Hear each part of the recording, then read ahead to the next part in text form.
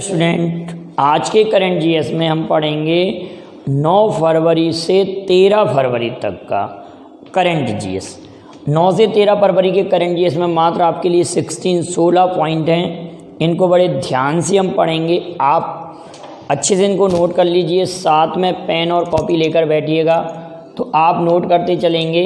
तो first point है विश्व दलहन दिवस। अगर कई स्टूडेंट ये कमेंट करते हैं कि सर हमको स्पष्ट दिखाई नहीं दे रहा, अगर बेटा नहीं दिखाई दे रहा, आवाज़ तो क्लियर आ रही होगी सुनाई, तो आप साथ साथ उसको नोट करते चलिएगा। फर्स्ट पॉइंट लिखा हुआ है विश्व दलहन दिवस। विश्व दलहन दिवस आप समझ रहे हैं, दालों से संबंधित। विश्व दलहन दिवस 10 फरवरी को मनाया जाता है। विश्व दलहन दिवस 10 फरवरी को मनाया जाता है। विश्व यूनानी दिवस, यूनानी दिवस मनाया जाता है 11 फरवरी को।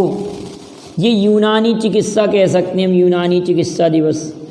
इसी प्रकार से विश्व होम्योपैथी दिवस अगर आता है, विश्व होम्योपैथी दिवस आता है, किसका जन्म दिवस है? हैनीमैन का जन्म दिवस है।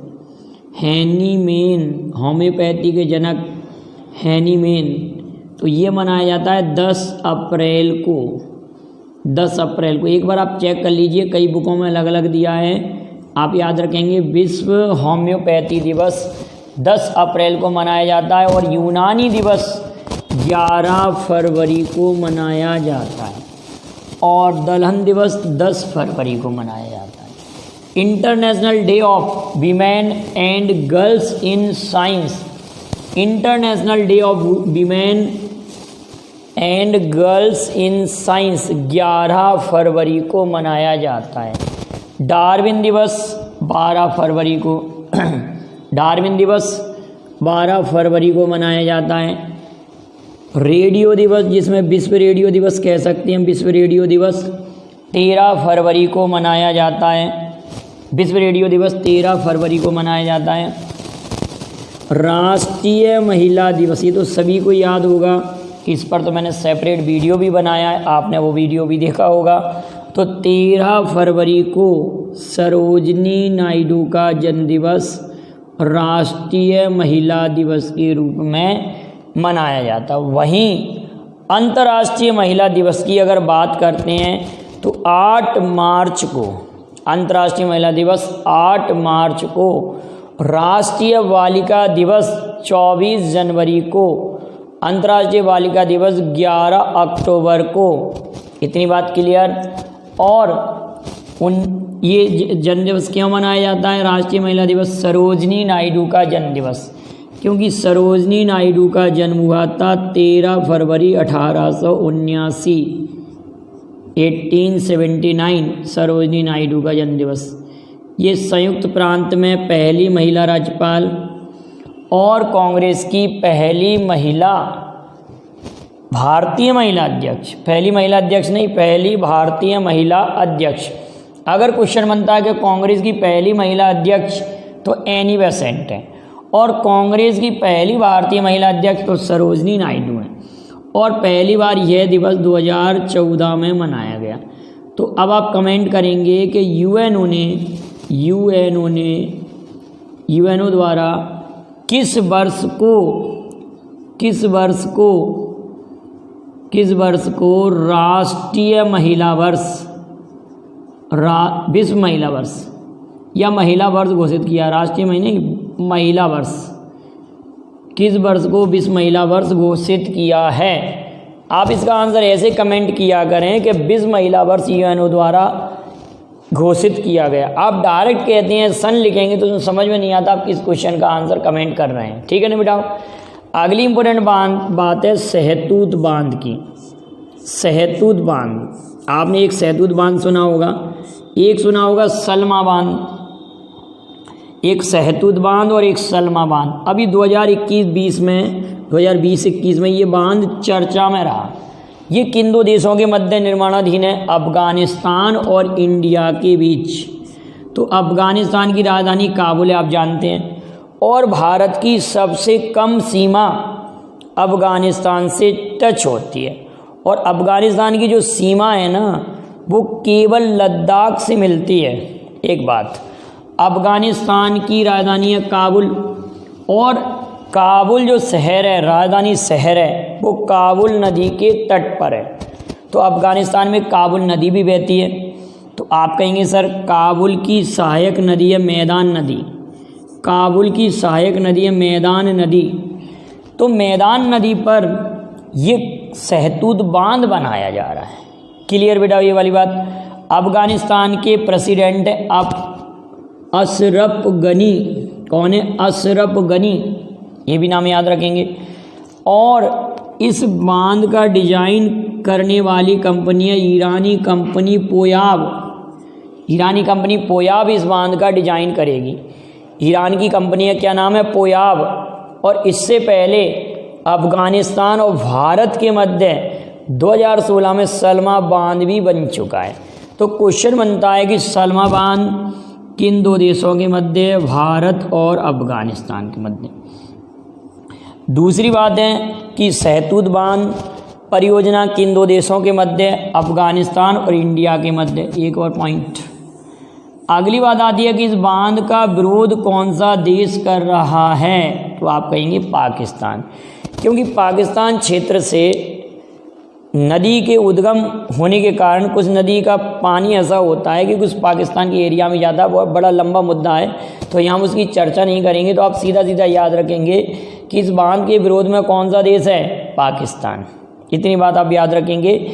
सहतूत बांध इंपॉर्टेंट हो गया। अगली बात आती है कि भी हाल में ही आपने सुना होगा जनवरी फरवरी माह में कि दिसंबर में चुनाव हुए थे म्यांमार में 2020 में, और इसमें आंग सांग सूकी की पार्टी जीती। तो बात ये हुई कि यहाँ अभी हाल में ही तख्ता पलट कर दिया सेना ने, क्योंकि सेना यहाँ के संविधान के अनुसार सेना 1/4 भाग सीटों का निर्धारण करती है। तो सेना का मुख्य रोल रहता है। इससे पहले आपने सुना होगा जब म्यांमार आज़ाद हुआ था 1948 में, तो यहाँ के जनरल थे जनरल आंग सान, इनकी हत्या कर दी गई थी। तब उनकी बेटी आंग सांग सूकी 1990 में मानव अधिकार कार्यकर्ता बनी। 1989 से 2010 तक ये नज़रबंद रहीं। 2015 में इन्होंने एक पार्टी बनाई जिसका नाम था national league for democracy. National league for democracy इनकी पार्टी का नाम है, नेशनल लीग फॉर डेमोक्रेसी। और 2015 में ये बहुमत से जीती। लेकिन रोहिंग्या जो मुसलमान थे उनके मामले में इन्होंने कोई सख्त अच्छा निर्णय नहीं लिया, जिसके कारण रोहिंग्या मुसलमानों को बांग्लादेश जाना पड़ा।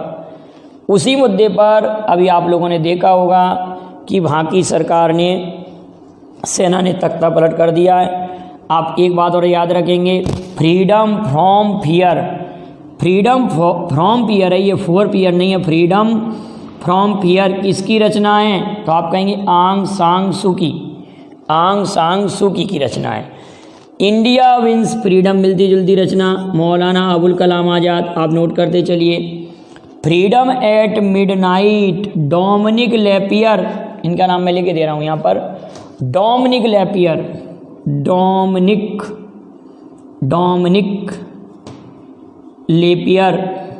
लेपियर एंड लॉरी कॉलिंस ने ये पुस्तक लिखी है। लॉरी कॉलिंस ने ये पुस्तक लिखी है फ्रीडम एट मिडनाइट, आज़ादी फ्रीडम फिक्शन। अरुंधति रॉय की पुस्तक है। Long walk to freedom Nelson Mandela, long walk to freedom Nelson Mandela. तो ये कुछ फ्रीडम पर पुस्तकें थी जिनमें फ्रीडम शब्द आया था। मिलती जुलती पुस्तकें थी, इसलिए इनकी चर्चा करी। अब ध्यान दीजिए, फ्रीडम फ्रॉम फियर आंग सांग सूकी, India wins freedom Maulana Abul Kalam Azad, freedom at midnight Dominique Lapierre and Larry Collins ने लिखी है। Long walk to freedom Nelson Mandela, Azadi freedom fiction Arundhati Roy की। तो इतनी बातें थी। अब इधर चर्चा करते हैं। देखिए, जनरल थियम्पा मेमोरियल संग्रहालय जनरल थिमम्पा मेमोरियल संग्रहालय किस राज्य में स्थापित किया गया? तो कर्नाटक में। ये क्यों चर्चा में रहे? क्योंकि 1957 से 61 तक ये थल सेना अध्यक्ष भी रह चुके हैं, उन्हीं के नाम पर ये बना है, कर्नाटक राज्य के थे। इतनी बात याद रखेंगे। विश्व का सबसे पुराना जीवाश्म, अभी कुछ समय पहले आपने सुना होगा कि सबसे पुरानी सूअर की चित्रकला वाली पेंटिंग किसी देश से मिली है, उसी देश में माउंट मेरापी ज्वालामुखी का उद्गार हुआ है। तो उस देश का नाम आप कमेंट करेंगे, वो देश कौन सा है? तो विश्व का सबसे पुराना जीवाश्म 570 बिलियन पुराना मिला है भीमबेटका की गुफाओं से। ये भीमबेटका की गुफा कहाँ पर है? तो मध्य प्रदेश में रायसेन जिले के अब्दुल्लागंज के निकट हैं। और इन भीमबेटका की गुफाओं की खोज श्री विष्णु भाकड़कर ने की थी। और इन भीमबेटका की गुफाओं को 2003 में यूनेस्को की विश्व धरोहर सूची में भी सम्मिलित किया गया था। तो यहीं से आपको मालूम होना चाहिए कि क्या मिला है, 570 बिलियन पुराने जीवाश्म मिले हैं। अगली बात आती है कि अभी हाल में ही फरवरी माह में मांडू महोत्सव मध्य प्रदेश के धार जिले में मनाया गया। मांडू महोत्सव, मध्य प्रदेश ने एक जिला एक शिल्प योजना प्रारंभ की। दीदी वाहन सेवा झाबुआ जिले से मध्य प्रदेश सरकार ने प्रारंभ की। संकल्प योजना बुजुर्गों के लिए उमरिया जिले से मध्य प्रदेश ने प्रारंभ की। करमवीर पुरस्कार कोरोना के टाइम पर कोरोना पीड़ितों के लिए, जो कोरोना योद्धा हैं जैसे कि पुलिसकर्मी हैं, उनके लिए करमवीर पुरस्कार प्रारंभ मध्य प्रदेश सरकार ने किया था। ये सब बातें एमपी गवर्नमेंट के बारे में थी। अगली इंपॉर्टेंट बात है, वर्ल्ड वाइल्ड लाइफ फोटोग्राफ 2021 में किसने जीता है? रॉबर्ट इरविन ने जीता है, रॉबर्ट इरविन ने। अगला और इम्पोर्टेंट पॉइंट है बेटा, विजयनगर जिला 31वां जिला बना। किस राज्य का बना? तो आप कहेंगे कर्नाटक राज्य का बना। तो विजयनगर वही जिला है जहाँ विजयनगर साम्राज्य हुआ करता था। हम्पी हस्तनावती के अवशेषों पर ये बसा हुआ है। विजयनगर 1336 में साम्राज्य की स्थापना की थी संगम वंश हरिहर बुक्का नामक भाइयों ने। और विजयनगर के बारे में एक बात और याद रखेंगे, विजयनगर की स्थापना मोहम्मद बिन तुगलक के शासनकाल में हुई। और इस साम्राज्य का जो अंत हुआ था वो 1565, याद रखेंगे बेटा, 1565 में तालीकोटा के युद्ध से अंत हुआ था। तालीकोटा के युद्ध से अंत हुआ था। तो विजयनगर जिला बना है कर्नाटक राज्य का। आप एक बात कमेंट करेंगे कि हम्पी का जो चित्र है वो कितने रुपए की मुद्रा पर है? हम्पी का जो चित्र है वो नई मुद्रा आई है भारत सरकार की, वो कितने रुपए की मुद्रा पर हम्पी का चित्र है, ये आप कमेंट करिएगा। ज्ञान मिशन अभी हाल में ही किस राज्य ने प्रारंभ किया है? तो आप कहेंगे सर केरल राज्य ने प्रारंभ किया है। और केप ऑन सेवा भी केरल राज्य की है। तिरंगा पहल भी केरल राज्य ने। ब्रेक द चेन कार्टून अभियान भी केरल राज्य का है। दुनिया का सबसे बड़ा पवन ऊर्जा संयंत्र दक्षिण कोरिया के बारे में आप जानते हैं, इसकी राजधानी सियोल है। सियोल शांति पुरस्कार मोदी जी को भी मिल चुका है। और 2020 का सियोल शांति पुरस्कार IOC इंटरनेशनल ओलंपिक कमेटी के अध्यक्ष कौन है? थॉमस बॉक, जो कि जर्मनी के हैं, उनको दिया गया है। ये भी याद रखेंगे। राष्ट्रीय संस्कृत महोत्सव 2021 वेस्ट बंगाल में मनाया गया। राष्ट्रीय बागवानी मेला 2021 ये बेंगलुरु में या बेंगलोर में मनाया गया। पिछले वीडियो के कमेंट के क्वेश्चन लिखे हुए हैं, विश्व की सबसे लंबी नहर कौन सी है? तो आप कहेंगे स्वेज नहर। तो अब आप कमेंट करेंगे कि स्वेज नहर की लंबाई कितनी है? स्वेज नहर की लंबाई कितनी है और इस नहर को किसने बनाया था और कब बनकर ये तैयार हुई? और एक स्वेज नहर का युद्ध भी हुआ था, वो कब हुआ था ये भी बताएंगे।